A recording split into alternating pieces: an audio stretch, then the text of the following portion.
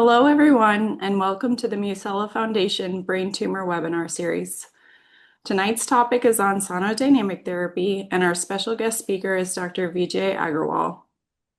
For those that have joined us in the Zoom room, we will have Q&A at the end, so please feel free to type your questions into the chat feature. Dr. Agarwal, thanks for joining us. Please take it away.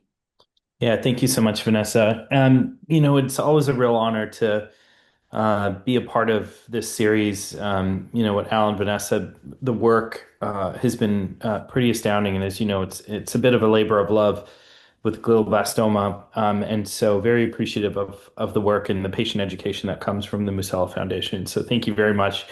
The first thing you might notice is the title seems just a touch different. Um, Performing metabolite activation with low intensity diffuse ultrasound is essentially it's sonodynamic therapy. But the reason that I phrase it like that, it is really a safe drug-led treatment, one that many who have had surgery for glioblastoma utilize the same drug that helps surgeons really differentiate brain tumor from normal cells. And so I'll show you why we have a lot of excitement about being able to treat the entire hemisphere and really being able to target these peripheral invasive cells. And the core is that a diffuse treatment for diffuse disease. Glioblastoma just tends to really interdigitate into the surrounding brain. So we look at it as a whole brain or whole hemisphere disease. As a way of introduction, I currently run the Brain Tumor Center at Montefiore, the Albert Einstein College of Medicine. Might have seen this in the news today. There's a big strike going on. We're one of those one of the three core hospitals there, where unfortunately that's ongoing starting today. I run the brain tumor program. I also run the skull-based program, which is essentially deep-seated brain tumors. So all I do is brain tumors. I don't do anything else. And that's my entire career has been at one place. But I do wear two hats, actually. The large part of my life is core academic work, only doing brain tumors, but also really pushing forth this promising treatment for glioblastoma with Alpheus Medical. And that's the company that we've spun out to be able to offer this treatment, sonodynamic therapy or profound metabolite activation to really the world at large. And it's been for about 5 years, we've really dedicated ourselves to trying to prove that there was real potential with this therapy. And I'm happy to work some of the early results for this group here today. This is a slide that I won't spend too much time on. We just know glioblastoma has had minimal improvement in overall survival really over the last century. It's just a really difficult disease to treat. But I think that there is some cause for hope, especially with some of the results which I'm going to show you today. The things that we do for glioblastoma are surgery, chemotherapy, and radiations. So, term Stoop protocol after Roger Stoop, who published this in the New England Journal showing that there is a nominal increase in overall survival if we're able to treat with this regimen of chemotherapy and radiation. But as a brain tumor surgeon, we like to think that our work really impacts things the most. And so when we look at surgery, the question remains, how important does surgical resection remain in the treatment of glioblastoma? And I just like to give two examples. This is a patient I operated on in 2023. We got a gross total resection, and I just saw him in clinic 2 weeks ago, and he's back full-time at work. He's written a lot of the marketing slogans that you hear in the news today and in advertising today, working full-time, traveling the world, 30 countries with his wife since his diagnosis, and he's doing absolutely fantastic with no signs of recurrence. His MRIs just continue to look better and better. So we love to show these scans as a mark of success. And he had what we call bad genetics. GMT is unmethylated, and he's IDH mutant.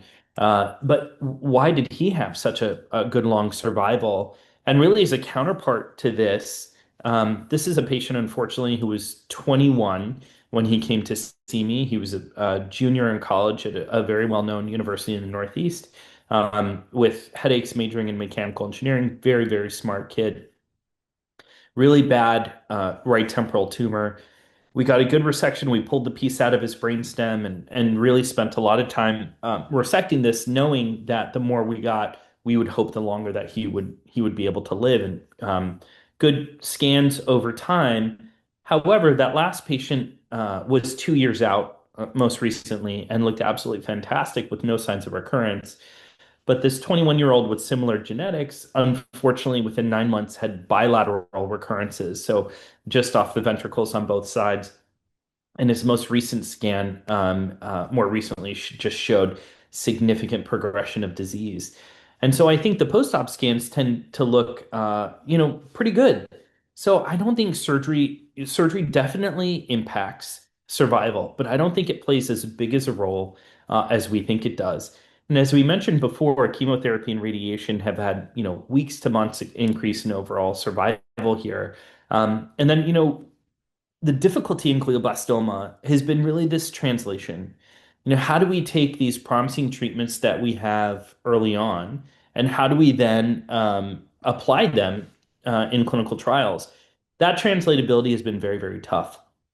As you probably know, phase three trials that have had very raging successes in phase one, phase two, early phase trials have all failed in later stage trials. And so it's really difficult to be able to cure brain cancer in a mouse and then also have that cure brain cancer in humans. It's just difficult from a small animal to a large animal. But the question is why? Why is it so difficult to treat? Do things not translate? Why do these tumors come back? Glioblastoma just tends to be a very intelligent disease. So the tumors are all very different. When I trained at Duke University, Alan Friedman used to describe tumors as sprinkling sand on the brain. So all these individual little sand particles are moving throughout and are based throughout your brain, and so it's really difficult to selectively target those. We don't have good biomarkers. The blood-brain barrier is tough to surpass. Tumors can really wreak havoc on your immune system, and then treatments develop inherent resistance. And so these are really the reasons glioblastoma has been hard to treat. But I think this is the biggest one. This is electron microscopy, so fluorescent microscopy. So it's essentially fluorescing tumor cells under a microscope. And you can see this big tumor mass here in the middle, but all of these little specks are the tumor interdigitating out into the surrounding portions of the brain. So here are your sand particles, and imagine this all over the hemisphere. And so I think if we decide to treat focally, we miss the point in what we're trying to do. And that's the reason that these tumors always come back, is that there's been a real focus, no pun intended, on targeted therapies. And so we've had to really change that way of thinking to be able to selectively target, but with very large treatment areas. Okay. And so this is one example where a paper showed that really this disease is throughout the whole hemisphere. This was about 30, 40 years ago, so it was a little bit of the Wild West in terms of publications. I'm not sure this would ever be able to be done today, but it was a very interesting study. They basically took samples of brain tumor, and they took samples of brain very, very far away just to see whether there was tumor cells there. And they found that all of the normal brain that they took, 100% of those samples grew back glioblastoma in the lab. So there's tumor there. So this really shows that this isn't just sort of a focal disease. This is a whole hemisphere disease. And that's what we've really aimed to target. And so since I started my training, I've really done nothing but brain cancer over the past decade. And even before that, this concept of diffuse treatment has just always sat with me for one of the reasons that we haven't been able to make progress in glioblastoma. But this is what we do. So when we really pushed this forward, more than 10 years ago, we looked at it and said, how do we target tumor cells but be able to treat diffusely? How do we treat the whole hemisphere? This is a whole hemisphere disease. How do we do that? As you may know, 5-ALA, it's a really intelligent drug, so it selectively accumulates in brain cancer and solid body cancers. What's interesting is brain tumor surgeons use it to help differentiate normal brain from brain tumor. So if you drink the drug, And during the surgery, you shine blue light on the brain. It actually makes the tumor cells fluoresce. It's very, very striking to see, but I think it really speaks to the selectivity of the 5-ALA within the brain tumors. There's a variety of reasons for this. There's a breakdown product of the 5-ALA that selectively accumulates within the mitochondria. And it turns out if you are able to really perturb these cells, such as through ultrasound, you can selectively target tumor cell death. And if you have a way to treat the entire hemisphere, then you have your diffuse treatment with focal selectivity, and that's exactly what we did. So this porphyrin metabolite activation, so the 5-ALA is a porphyrin. There's a metabolite of that, protoporphyrin 9, and that is activated externally with what we affectionately term the helmet, which is what we invented, which is a way to diffusely treat the entire hemisphere with our ultrasound. So really drug-led, but activated by this diffuse treatment of ultrasound. And so it's safe, it's non-ablative. It doesn't cause any sort of damage to anything around it. All it does is just activate the tumor cells that have taken up the 5-ALA to undergo tumor cell death. But I think, really the core of this is just how intelligent this drug is. So this is just an example here. So this all around here is the brain. This fluorescing stuff in the middle is the brain tumor cells and the brain tumor mass. And so this patient had drank the 5-ALA before, underwent surgery. The neurosurgeon applied this blue light to the brain, but you could see just how strikingly selective this drug is for brain tumors. Remember, this patient drank this in the morning, and over 6 hours or so, it accumulated within the brain cancer. Now imagine instead of lighting up like a Christmas tree, those tumor cells underwent tumor cell death when you non-invasively administer the ultrasound. And that's exactly what we do. But I love this example because it really shows you how intelligent this drug is in being able to pick out normal brain from brain tumor cells. And so there are good papers and data to show that if you combine 5-ALA with ultrasound, low intensity ultrasound, you can cause tumor cell death. But this again was a focal treatment in this paper from another group, and it shows you actually how treatments need to be really diffuse to make a difference. This was treated sort of focally in the middle here, which is a great proof of concept sort of paper and presentation. However, we can see how striking these brain tumors are and how invasive they are. And so this really led us to this concept of diffuse ultrasound delivery. But sonodynamic therapy in general has a lot of very interesting characteristics that I think make it perfectly suited for the treatment of glioblastoma. The mechanism of action is maintained across tumor subtypes. As we mentioned, we treat the whole hemisphere, so it's able to actively pick out the tumor cells that have taken up the 5-ALA. It's easily repeatable, so it's noiseless, it's painless, it's 40 minutes outpatient. So you go once a month and you put the helmet on and watch your favorite show, and then you go home that day. And it really, there's data in the literature show that it really works against this immunosuppressive environment and tumor treatment resistance. So all of these things gave us excitement about a decade ago when we started this journey. And I think that that could help reverse this glioblastoma treatment failure. That was our working hypothesis. So the first thing that we did, our regulatory lead at that time said, this on paper sounds good, and the story is intriguing, but we didn't want to do what most people do, which is a phase 0 or early phase 1 study. We wanted to go directly for proof of concept and to better elucidate the mechanisms and the treatment regime and things like that. And so, unfortunately, canines are the only mammals other than humans to get naturally occurring brain tumors. It's very, very sad. And the only difference is they are much more aggressive in dogs than they are in humans. And so we initiated a companion canine brain tumor clinical trial. So it's not a model. We didn't implant these tumors. These are dogs from all over the world that would have a seizure, go into an MRI, and have high-grade glioma, and then they come to get treatment at the University of Minnesota.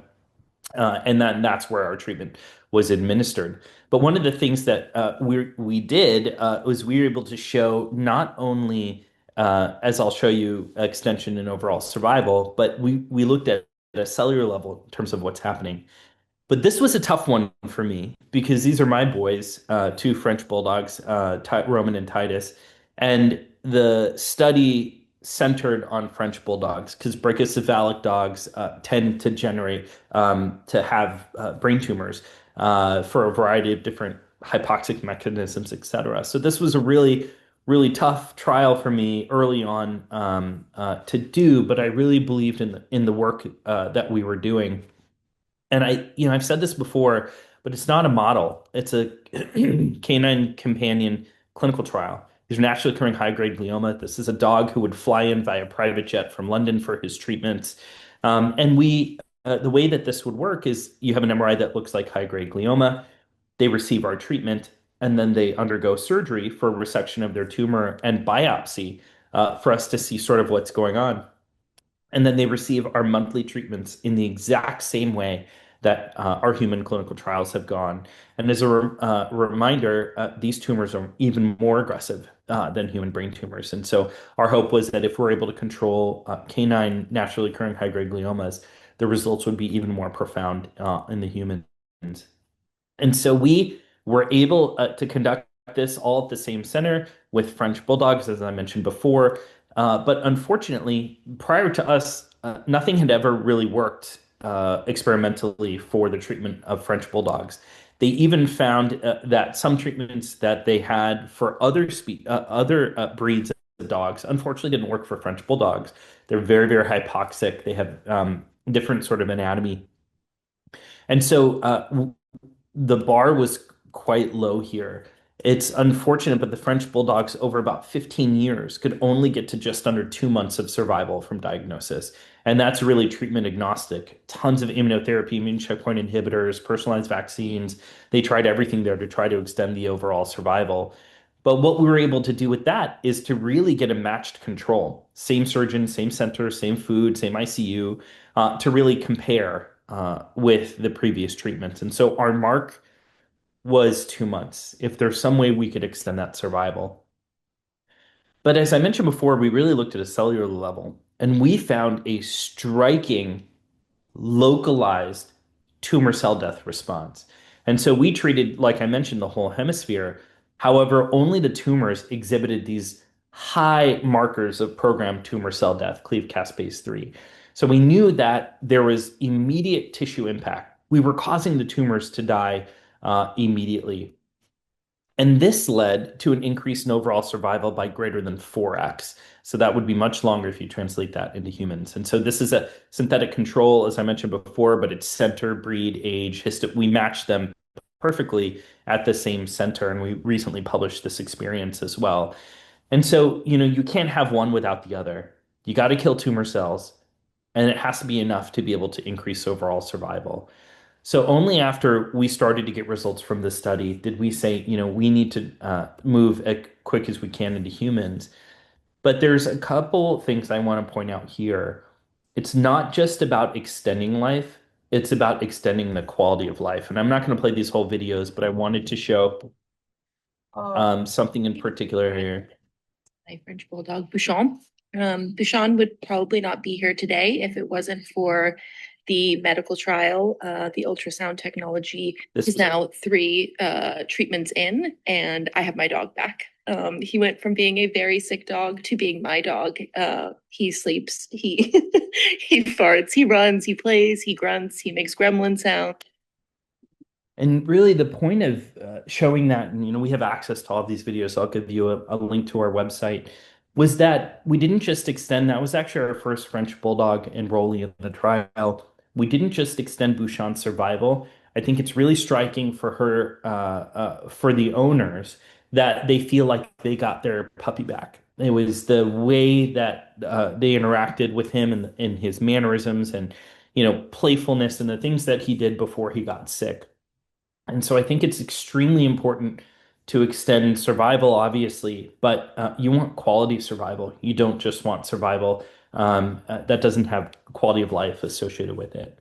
So when we completed this study, one of the first things that we did is we wanted to show that the same tumor death we were seeing in dogs, we could capture that in humans. And so that's exactly what we did. We took four patients with glioblastoma. We treated the exact same way that we treated the canines, and we showed something very, very similar. So we actually showed that within just 24 hours, although we treated the whole hemisphere, there's a profound tumor-specific cell death and cytotoxic edema. So something was happening on these MRIs over 24 hours. The only thing that they received was a single treatment. And so it was causing this profound cytotoxic edema within the tumor cells. But as I mentioned before, it doesn't matter unless you're able to see other effects such as this cleave caspase 3, which we had seen in the dogs. And we found the levels to be extremely high in the tumors of these humans as well. And so we were able to show really just this translatability of the canines to the humans. And so it was very important for us not to go from small animal or tumor cells, tumor cell lines into humans. I think you have to have a higher level of confidence before you're able to do something like that. So we're able to show here that really when you treat the brain tumors and you take biopsies, you can see, although you treat the whole hemisphere, the tumor, the death is localized to the tumor and the tumor cells. And so we took this experience and opened up our first in human clinical trial. And so, as many new treatments with glioblastoma go, the recurrent population is the best. It is the most appropriate, unfortunately, because there really is no standard of care. And so there's a really important quote, I think, from Dana-Farber, David Reardon, who's a really pivotal figure in brain cancer. Uh, he says the best way to treat recurrence is to prevent it from getting there. Just because by the time you have recurrent glioma, it's a just much more difficult disease to treat. Those patients are sicker, and so it's just they don't tolerate the treatments as well. But we decided to really take all comers for this clinical trial. So we initially had 12 patients with inoperable glioblastoma. So patients that were had tumors that were too invasive or too large and eloquent locations to undergo surgery. We went with increasing doses of the ultrasound, and we found that the max duration of that ultrasound was the one that was well tolerated, fortunately. And they underwent the exact same treatment regime as our previous clinical trials as well. And we're able to show, as remember, this is an early clinical trial, so we wanted to show safety as well as efficacy. And we showed that it was well tolerated, and it was importantly repeatable. As I mentioned, this is a monthly treatment. And I think with brain cancer, how quickly those cells divide, it's really important to stay ahead of the growth of those tumors. And I think that's the reason our early clinical data has been so good, is because we are able to keep it as a treatment and then also as a maintenance therapy. And these are just our results. They are going to be published very, very shortly here. We were able to take a 2 to 3x increase in progression-free survival and overall survival as well. And so those correlated. Oftentimes, with the literature and with glioblastoma, it's very difficult to get PFS to correlate to OS, but I think you have to be very rigorous with the way that you acquire and interpret the scans. And the way that we do that has changed with classification RANO 2.0. It's a way that the neuro-oncologists really evaluate these MRIs, but it's really important to make sure that with early treatments like this, that the progression-free survival matches the increase in the overall survival. And so this was important.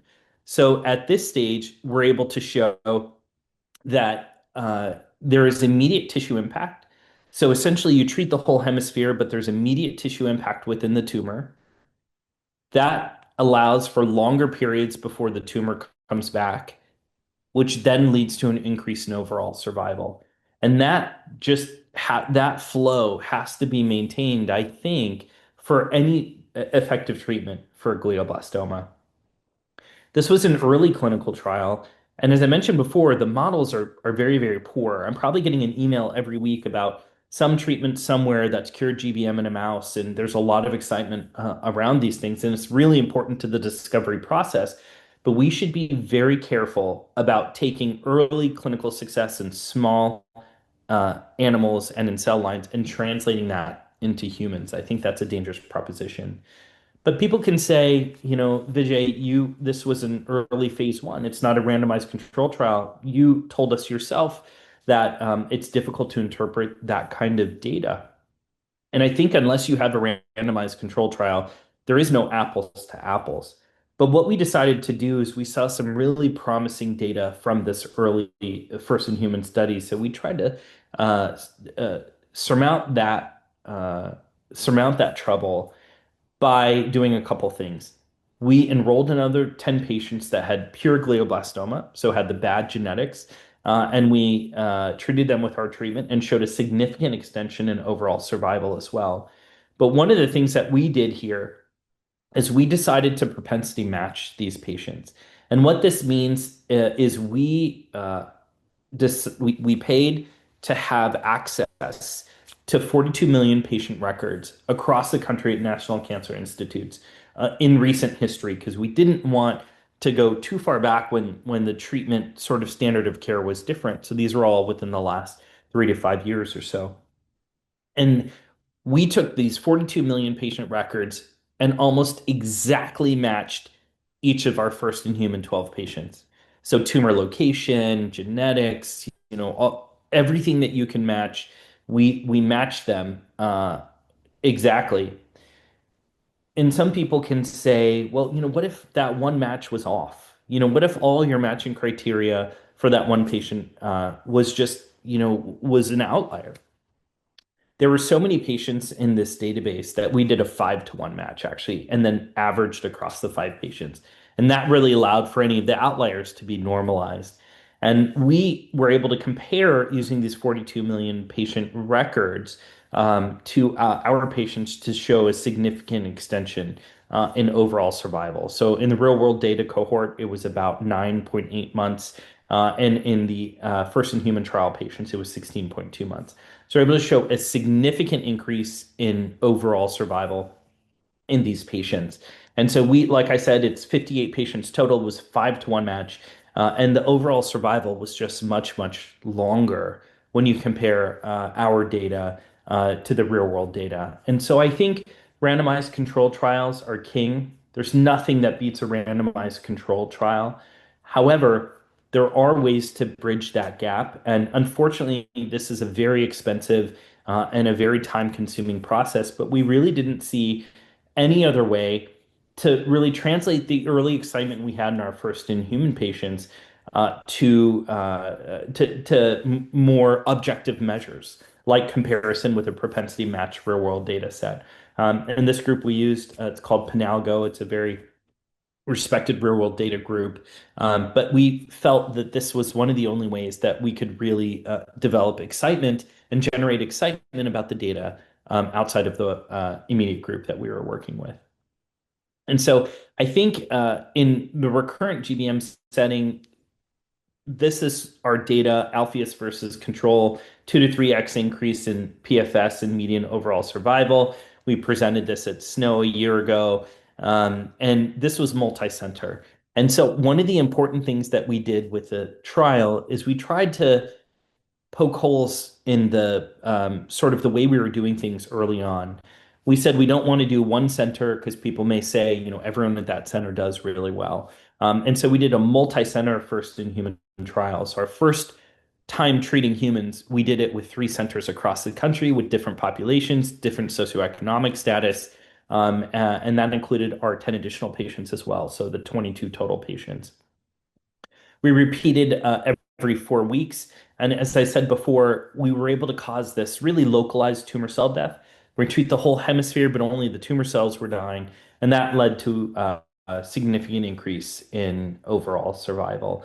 But I think, what kind of gets lost in this data is safety is paramount. This is an early clinical trial, and we showed that you can treat monthly, potentially even at smaller intervals, but monthly, and it's safe, it's repeatable, there's no cumulative effect. The drug is out of your system in a day. And so we were able to show, importantly, that this is a safe, repeatable treatment. And secondarily, the clinical data generated a lot of excitement. And I just wanted to take a second on this slide here because this is the work that we decided to put together over the last 5 years. What we didn't want to do was to follow this cycle in glioblastoma of getting really excited about early clinical data, early preclinical data, and translating that into a failed large-scale randomized controlled trial. We didn't want to do that. So what we did is we took 11 data points over 5 years across multiple large animal species, including humans, and showed a few things. Importantly, it was safe and repeatable. The second is, although you treat the whole hemisphere, you really pick out those tumor cells to undergo cell death. And that has led in our early clinical efforts to increase overall survival. And that for us was exciting. But I think what's important is sort of the repeatability of these concepts over 5 years. And so there is no great model for glioblastoma, no animal that is a sure thing in terms of results compared to humans. But I think each time you have success in an effort, if you put that story together, as we have over the last 5 years, only then did we decide to really push forward our efforts with a randomized control trial. There is one, I'm almost finished. I wanted to leave some time for questions as well, but there was one thing I wanted to show here. I won't show the whole video. We have a video of a patient with newly diagnosed GBM that will be on our website shortly. This is a patient with recurrent glioblastoma.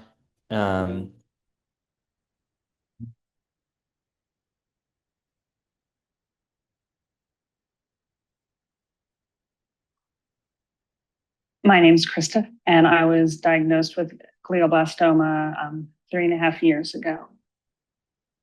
Something was really weird going through me, and I was just. The best part of the clinical trial is the people. So thank you for that. I used to go out like bike riding with my kids, and I could do that again.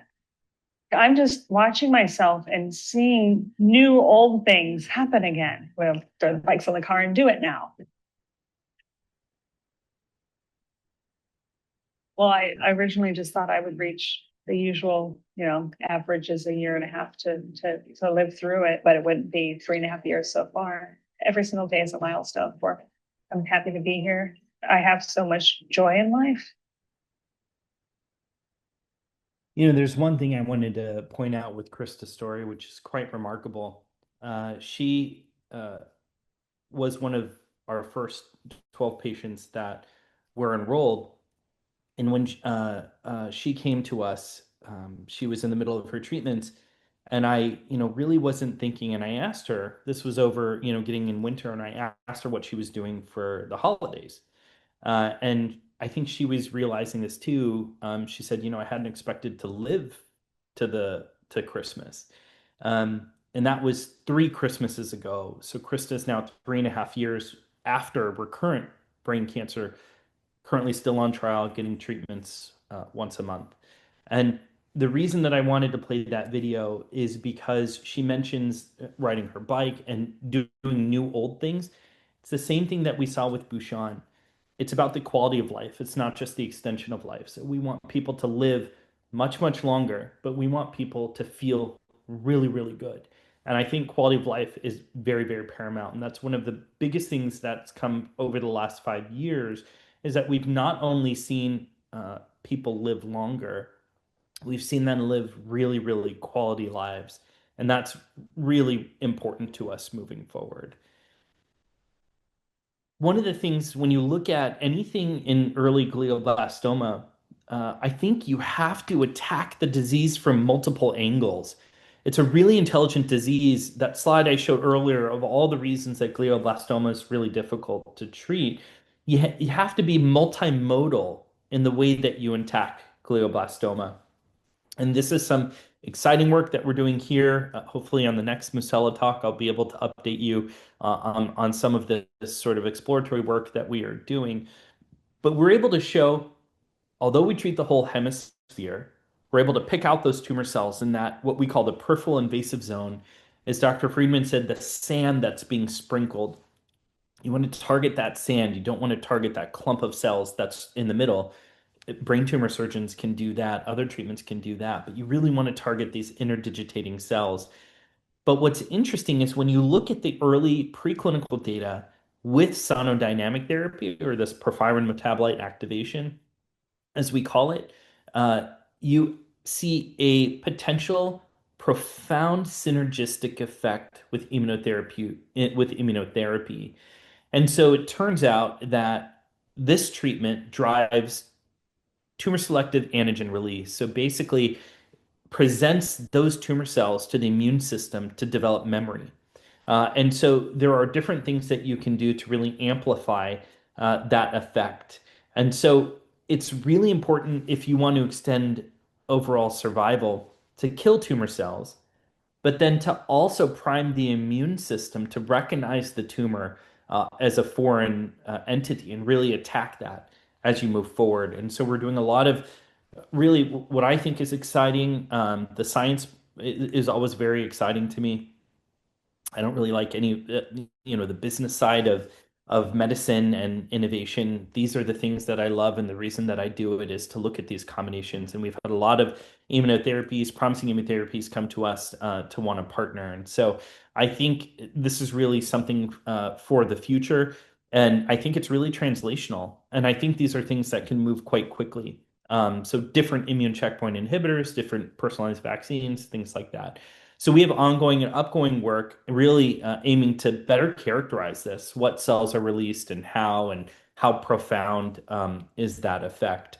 And so this is a story for the future, but story for now is we took our data, significant extension in overall survival and progression-free survival in recurrent glioblastoma, and we've opened up, it is now officially enrolling our phase 2b trial in newly diagnosed glioblastoma.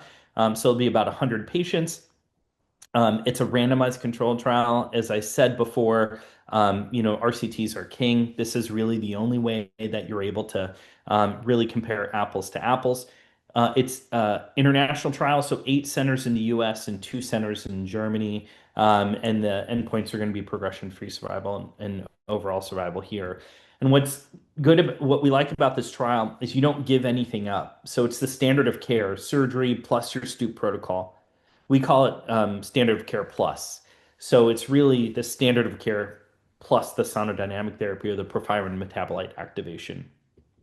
Who are the centers? We're extremely honored to include this group. So Albany is already activated with Dr. Paul. Penn State is already activated. They're screening a patient on Wednesday with Dr. Zachariah. Dr. Shoulder, if you know, is good friends with Al as well. Dr. Shoulder has done more of our treatments than anybody on the planet since 2020 is when he started doing these treatments. And so he has the most experience out of any center. And so we're very, very proud to include him again in our randomized control trial. Columbia, UNC with Dr. Iwamoto, who's a fantastic narcologist. UNC Chapel Hill with Dr. Higgins. University of Rochester, there's a lot of patients up north that were inquiring about treatments, and Dr. Mohil has been fantastic. He's a great physician. David Reardon, as I mentioned, is one of the seminal figures in glioblastoma. He is the overall trial international PI. So he's the main guy for this clinical trial.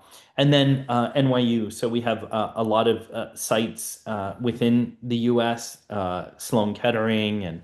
And so, we are moving this trial to really increase access to patients really across the Northeast here. And the 2 centers you might know, Walter Stumer, we call him the godfather of 5-ALA. He's the first one to use 5-ALA in the brain decades and decades ago, 40 years ago. And so we will be doing it at his hospital and then also at an additional hospital in Germany as well. So we really wanted to try to do the treatments across a multitude of different patient populations. We have completed the safety lead-in to this randomized control trial. We treated 6 patients who tolerated it extremely well, got their adjuvant temozolomide. As you may know, when you have surgery, you have your 6 weeks of chemoradiation, and then you have about 4 to 5 weeks off before you start your monthly chemotherapy again. And a good way to think about how we treat is after you finish your 6 weeks of chemoradiation, about the time you start your monthly temozolomide is when you do your monthly sonodynamic therapy treatment. We're able to show in these early patients that it's safe, but also anecdotally, very early on, the clinical data looks to be really, really promising here as well. So, in summary, we know, especially with this group here, that glioblastoma is a difficult entity to treat. As a clinician, I feel like anything that will work against glioblastoma has to target these interdigitating cells. You have to target the peripheral invasive zone. Otherwise, I feel like you miss the point of treating glioblastoma. What we term profiron metabolite activation, it's drug-led. It targets sort of the metabolism of brain tumor cells. And I think it really addresses the shortfalls and the pitfalls of prior tested treatments. It's a diffuse treatment. It's easily repeatable. There's no head frames and things like that. I know patients don't like that. It's really important to be easily repeatable. And so that was one of our core tenets, is to make sure that that was the case. And so I think this concept of being easily repeatable is important with a tumor like glioblastoma that grows so quickly. So you want to enable tumor selective cell death that spare normal brain, but you want to be able to do it in a way that doesn't inhibit people's lives. And so this last sentence, there's a lot of things going on here, but I think what's important is there's good data, early data to show that there may be immune system memory. So you come get your monthly treatments, but you would hope that the immune system sort of has memory of this tumor and is able to sort of attack it, passively attack it. And that's what we're trying to better elucidate. But I think to really extend overall survival, you have to have, like I said, a multimodal attack. You have to attack from multiple fronts to be able to make real good headway against glioblastoma. So with that, thank you very much. It's been a real honor. It's always an honor to present to this group. If there are, people who are interested in the trial, the info at alpheusmedical.com goes to our clinical team.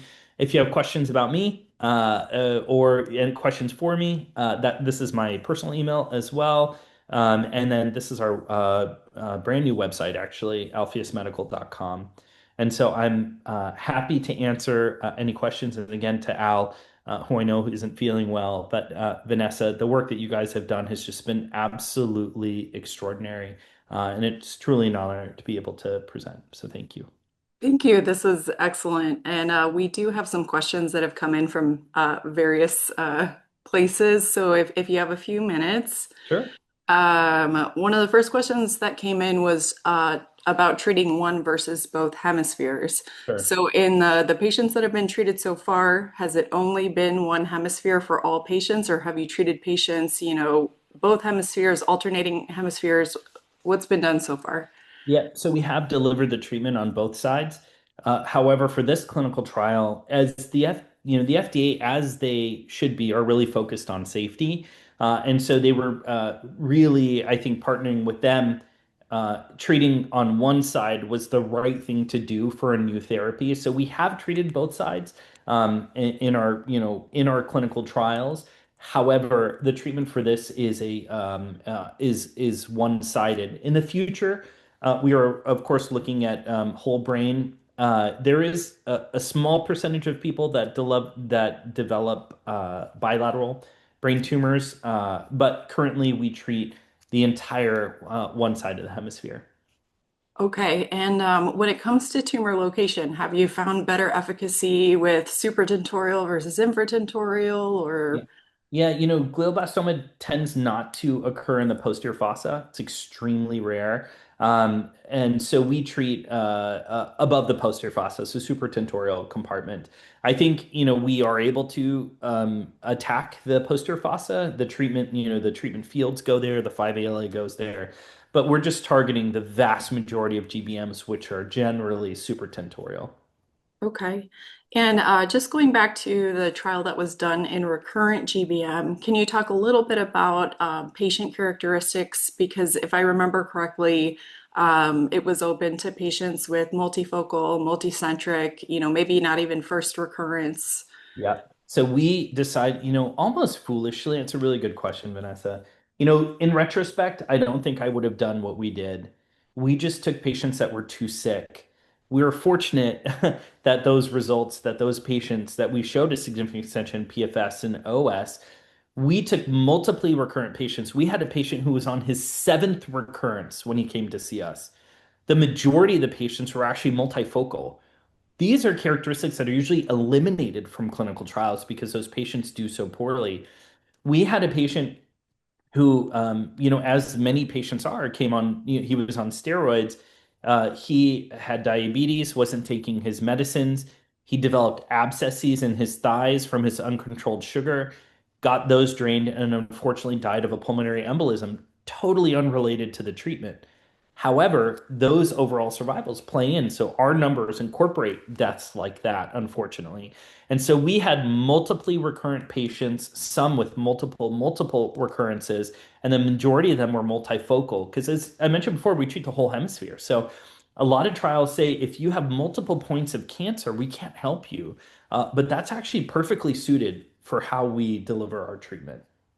And you mentioned there will be a publication coming out soon regarding that data. Do you know when that's coming out? No, I mean, hopefully soon. Okay. Well, Yeah, we'll keep an eye out. yeah, no, we'll keep an eye out. We are in the final sort of edits of this manuscript, which we've been working on. We want to be really thoughtful about where it gets published and where it's going, but the manuscript has been completed. We're just getting ready to submit it for publication. So I would say in the beginning of this year, hopefully. Okay, and for the newly diagnosed trial, can you talk about what the main exclusion criteria are? Is it for methylated and unmethylated? Is it as broad where you're allowing multifocal, multicentric as well? Yeah, And very. when do they have to enroll? Do they have to enroll pre-surgery? Can they enroll post-surgery? Yeah, great question. So yes, multifocal, multicentric. We welcome all comers there. Methylated, unmethylated, we welcome all comers there. As you know, Optune has a preferential sort of treatment effect for methylated versus unmethylated. There's some data to show that.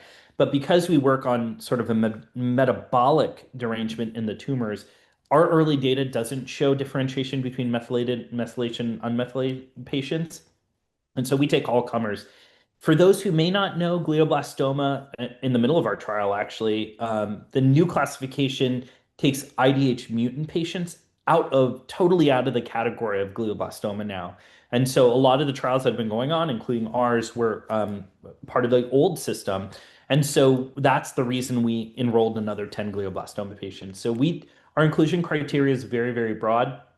They randomize, so as soon as they have surgery and do the 6 weeks of chemotherapy and radiation, they can come onto the trial. And they receive the first treatment sort of around the time they start the adjuvant temozolomide. So they do get randomized after the completion of the initial 6 weeks of Stoop protocol. Perfect. Okay. And one of the questions that just came in is, have there been more than 12 GBM patients from that original trial who have done this? And that was going to lead me into something I was going to ask anyway about the phase 0 that was done with, the therapy prior to surgery. And for those patients, what did you learn? Yeah. So we took those initial 12 patients and then we decided to add another 10 patients on top of that with pure glioblastoma per the new grading system. So we didn't have any IDH mutants. We took methylated and unmethylated patients with glioblastoma and added them to the data. So a lot of people, well, I think, would have published the first 12, but we wanted to show, like I said, we wanted to poke holes. So we wanted to show that this was repeatable in another year of enrollment or 6 months of enrollments of patients. And so we had 22 patients and have done multiple other clinical trials for newly diagnosed GBM and recurrent GBM. So that number is higher, of course, with all of those patients together. Okay. And there was a phase 0 where it was done prior to resection, and then the tissue was looked at post resection. Is that right? That's exactly right. And we were able to show there that basically what we wanted to show was that what we were seeing in the Frenchies was what we were seeing in humans, that profound tumor cell death, you could capture that in humans, that it's translatable.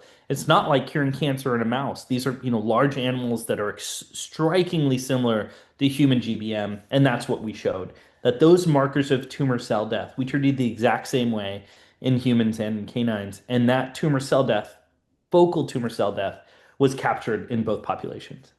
Okay, and I know these have focused on high-grade glioma so far. Would this also make sense in, for example, low-grade oligodendroglioma? You're really speaking my language because I think that this could have a profound effect in low-grade glioma. There's good work out of UCSF and Nader-Sinai and a lot of people that show that low-grade gliomas actually do take up the 5-ALA. It's just our sort of inability to have the technology to see that sort of fluorescence. And we just submitted actually, the Germany group just submitted another publication talking about the selectivity of 5-ALA in glioma. And so that hopefully answers the question. Yeah. Yeah, yeah. And well, what percentage of neurosurgeons across the United States would you guess are using 5-ALA anyway for resection surgeries? I think it's the standard of care. So I Okay. think every major academic center, almost every major academic center across the country is using 5-ALA. I haven't run into a hospital in a long time that is not using it. So I think most large academic centers are using 5-ALA. So they're very used to the drug. I've had it before. It's tastes a little bit like vitamin C. It's a little bit sour, but it's very well tolerated. You mix it with water and you drink it. And so the centers feel very comfortable using it's the exact same drug. So, we don't change the formulation, we don't do anything, it's the exact same drug. So it's got 40 years or so of safety with use in the brain.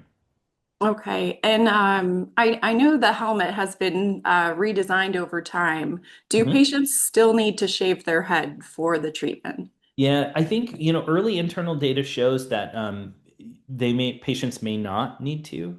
But that for this clinical trial, we are requiring just to shaving the head to make sure that the ultrasound is uniform. Sometimes there's some data that hair may have these air pockets behind them, that you can't really see that can affect the ultrasound transmission. But we do require shaving at least that side of the head for the treatments.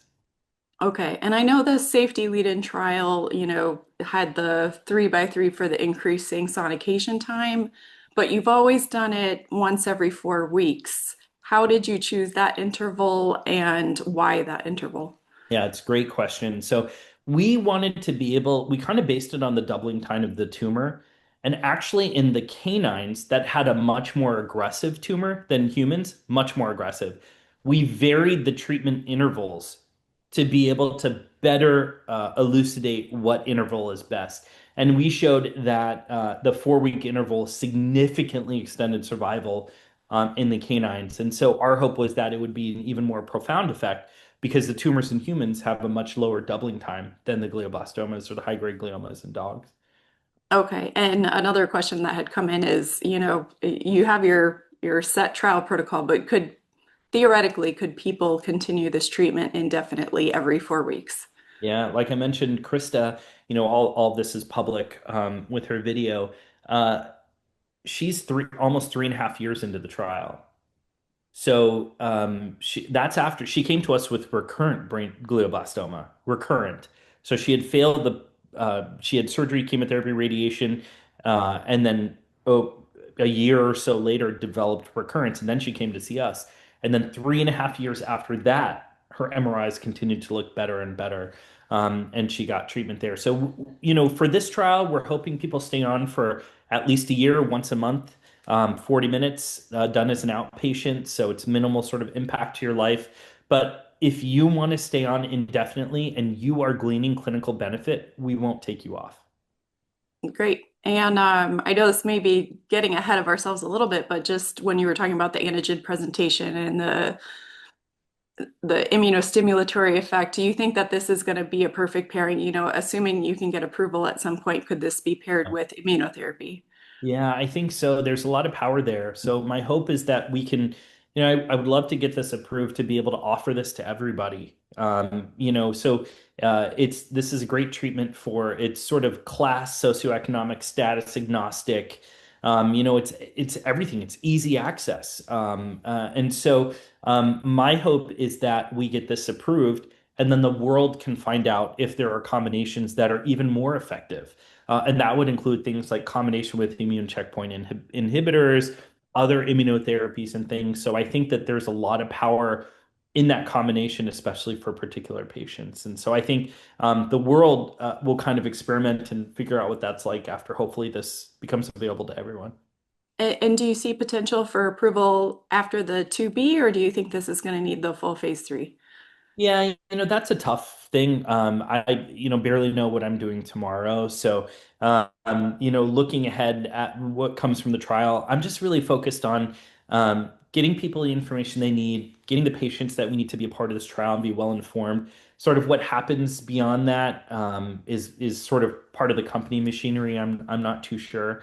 We're just so focused on getting the phase 2B. And personally, I would love to get this on the market because I can't tell you how many requests I'm getting for use for things like compassionate, which we unfortunately do not offer.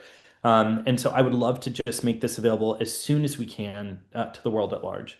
And that was going to be my next and final question is on access. So, right now for recurrent patients, if they were looking into this, or patients that are out of the newly diagnosed phase, but maybe not quite yet recurrent, is there any way to access this now?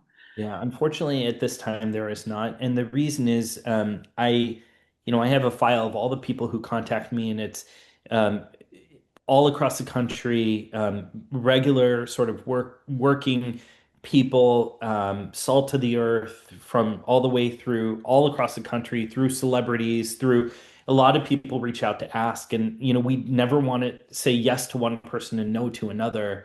I just don't think that there's a good way to be able to do this. And so, we get a lot of requests for things like DIPG and kids, and we get a lot of requests for multiply recurrent.